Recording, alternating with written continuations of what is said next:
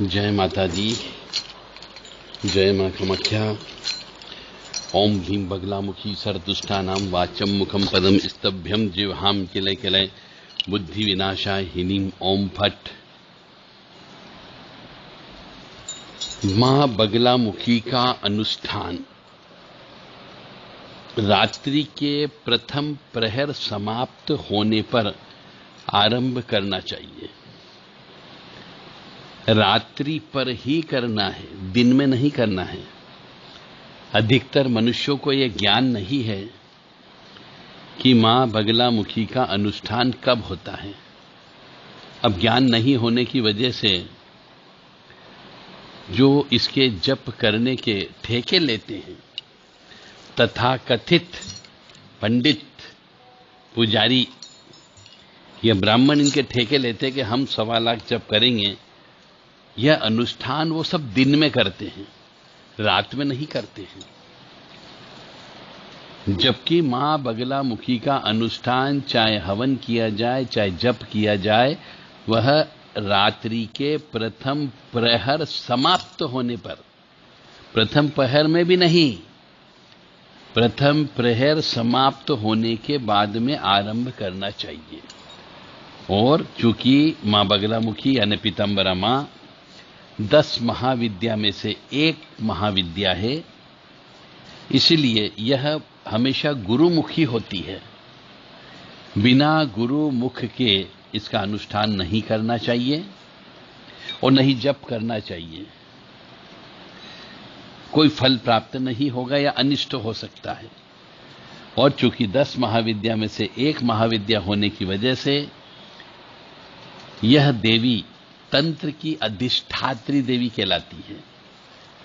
और तंत्र का प्रारंभ शमशान से होता है और तंत्र का अंत भी शमशान से होता है।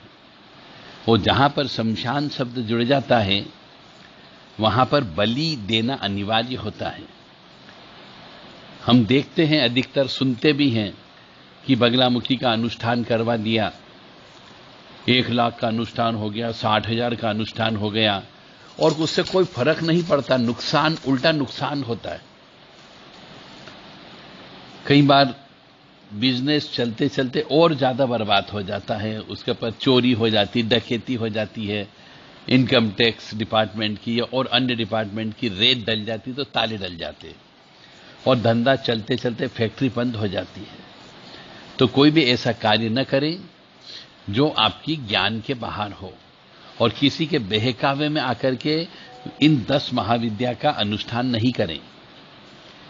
मां काली का, मां तारा देवी का, मां षोडशी देवी का, भुवनेश्वरी देवी का, मां भैरवी देवी का, मां छिन्नमस्ता का, और मां पीतांबरा का, या धूमावती मां का, या कमलात्मिका का, और न ही मातंगी मां का। ये सब 10 महाविद्या तंत्र की अधिष्ठात्री देवियों में आती है। इसलिए परिवार वालों को इनका अनुष्ठान या जप तप साधना नहीं करनी चाहिए।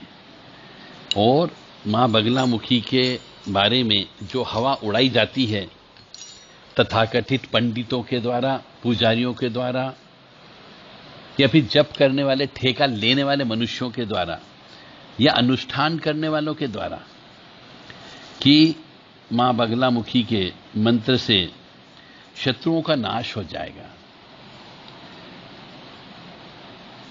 मां बगलामुखी के जप तप और हवन से शत्रु स्तंभन करने का कार्य होता है, नाश नहीं होता है।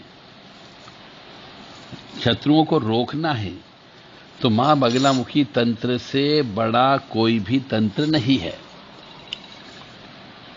शत्रुओं की जिह्वा पर लगाम लगाई जा सकती है, शत्रुओं को रोका जा सकता है।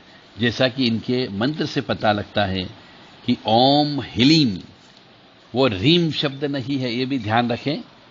हलीम शब्द मिलकर के एक शब्द बना है ओम ह्रीं। बगलामुखी सरदुष्टानां वाचम मुखम पदम स्तंभ है, यानी कि सभी दुष्ट के जो बोलने की शक्ति है, उनका मुख है, उनके पैर हैं, उन सबको स्तंभ करके किलित कर दो। और उनके बुद्धि का विनाश कर दो, जो हमारी तरफ है। यहां पे शत्रु नाश शब्द नहीं आया है, इसलिए ये दिल दिमाग से आप निकाल दें कि मां बगलामुखी का जप करने से, हवन करने से या अनुष्ठान कराने से आपके शत्रुओं का नाश होगा। ऐसा बिल्कुल भी नहीं है। तो मां बगलामुखी का अनुष्ठान दीक्षा लेकर के ही करें, परिवार वालों को बिल्कुल भी नहीं करना है। जय माता दी, जय मां कामाख्या।